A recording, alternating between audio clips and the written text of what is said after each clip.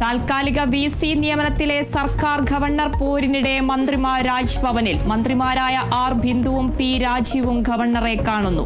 താൽക്കാലിക VCമാരായ സിസ തോമസിനെയും ശിവപ്രസാദിനെയും വീണ്ടും നിയമിച്ചതിലെ എതിർപ്പ് അറിയിക്കും.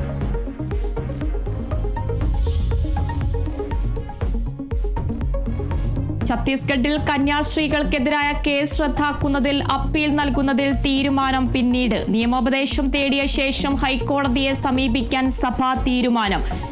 ജാമ്യം ലഭിച്ചില്ലെങ്കിലും കന്യാസ്ത്രീയുടെ അറസ്റ്റിൽ പാർലമെന്റിൽ പ്രതിഷേധം തുടരാൻ പ്രതിപക്ഷ MPമാർ.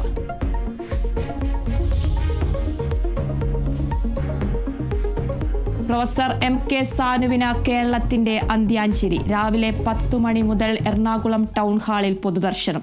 സംസ്കാരം വൈകിട്ട് 5 മണിക്ക് രവിപുരം ശ്മശാനത്തിൽ.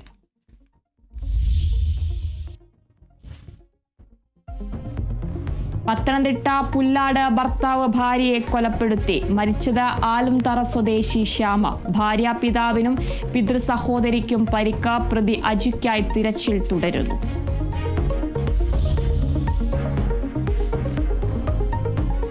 സംസ്ഥാനത്ത് അതിശക്തമായ മഴയ്ക്ക് സാധ്യത. കോട്ടയം, എറണാകുളം, ഇടുക്കി, ആലപ്പുഴ ജില്ലകളിൽ ഓറഞ്ച് അലർട്ട്. 6 ജില്ലകളിൽ യെല്ലോ അലർട്ട്.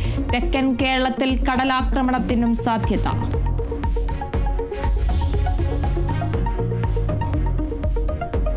തലസ്ഥാനത്ത് നടക്കുന്ന സിനിമാ കോൺക്ലേവിന് ഇന്ന് സമാപനം. കരട് സിനിമാ നയത്തിൽ ഇന്നും ചർച്ചകൾ തുടരും. സാംസ്കാരിക മന്ത്രി സജി ചെറിയാൻ അന്തിമ റിപ്പോർട്ട് അവതരിപ്പിക്കും. സമാപന സമ്മേളനം അടൂർ ഗോപാലകൃഷ്ണൻ ഉദ്ഘാടനം ചെയ്യും.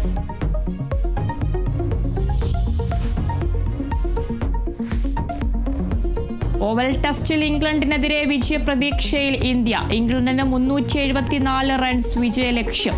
3ാം ദിനം അവസാനിക്കുമ്പോൾ ഇംഗ്ലണ്ട് 1 വിക്കറ്റ് നഷ്ടത്തിൽ 50 റൺസ് എന്ന നിലയിൽ.